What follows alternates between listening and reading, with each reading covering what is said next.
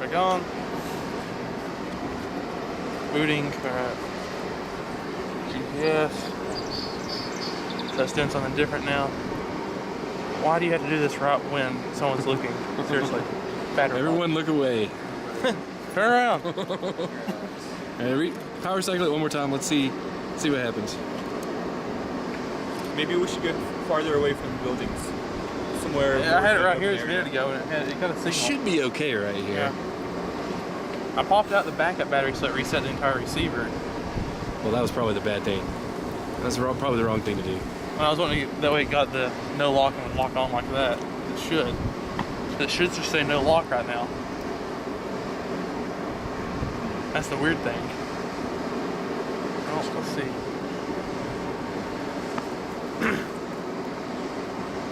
It's got power. It is. I see the pattern that on my previous project I also created a keypad with LCD, and on the day it stopped working, and on the day afterwards it started working again. Now you've got the Arduino Mega in there. Yeah. You don't need it right now, though, do you? You would have needed it for the whole project. Actually, it's needed because both of these take up all the outputs. Inputs. Yes. Yeah. You're doing it the hard way. They make new shields now that use I2C that only take up 2 pins for the LCD. Wow. Well, aren't you just fancy? Well, it's a fairly new development. Yeah. And the keypad takes 7. Yeah. Like I'm planning on redoing it, and like keypad's gonna go away. It's gonna go to 4 buttons. And why it's not getting a lock, I don't know. Wait. I know what the problem is actually. What is the problem? It has to have power on both. So by taking that out, it still reset it. But the GPS isn't turning on. This is why I like my GPS unit. The ones I've used in the past have all had lights on them. Yeah, well, the weird thing is, this is the exact same one that crossed over, did you? Huh? You have to have V-battery. Well, I have a spare battery. Yeah, like if the battery's not working. Yeah. Not the same ones. I just didn't realize that.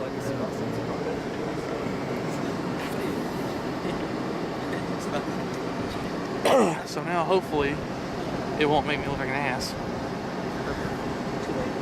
Yep.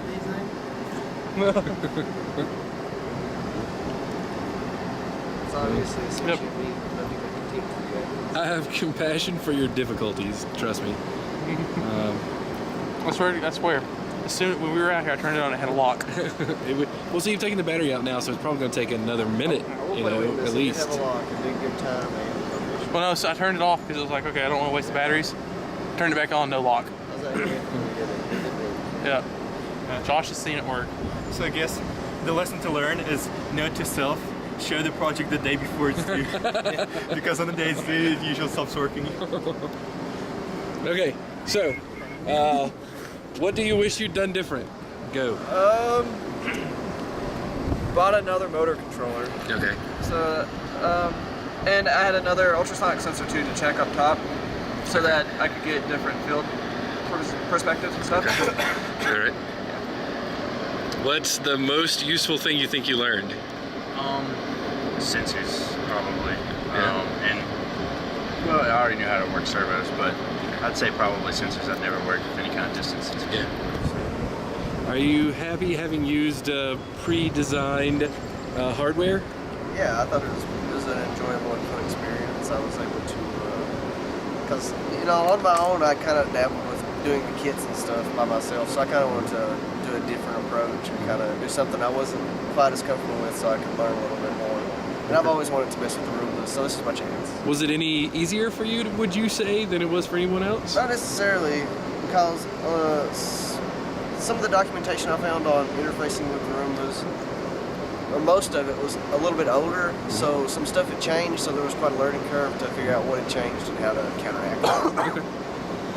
What was the most difficult challenge that you had to deal with? The whole project. The whole project. Well, that's what I like to hear. The biggest thing was cutting the case. Cutting the case? Yeah. Yeah. Do you wish you'd allotted your time differently? Yeah, I should have. Well, I feel like I did a good time management because You know, I figured out how to use the GPS flawlessly. The SD card works flawlessly. It's just a matter of putting them all together. So he says. Yeah. When it works, I'm gonna send you a picture of it. You know, it's just gonna be like, yeah, Okay. But you said earlier that you had trouble like getting it all together. yeah. It was.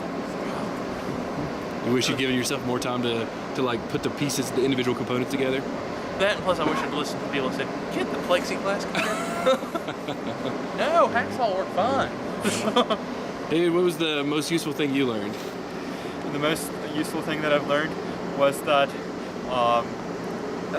oftentimes, you know, whenever you buy the project, they may say this one thing whenever you received it. Sometimes you have to do switching back and forth for it to actually to get to work. Where are you? There you are. What was the most difficult part for you? The most difficult part for me was probably trying to figure out how to make the code fit the parts that I had got, and how to sort of maximize the efficiency of a pre-made kit for what I wanted it to do. So. All right. Well,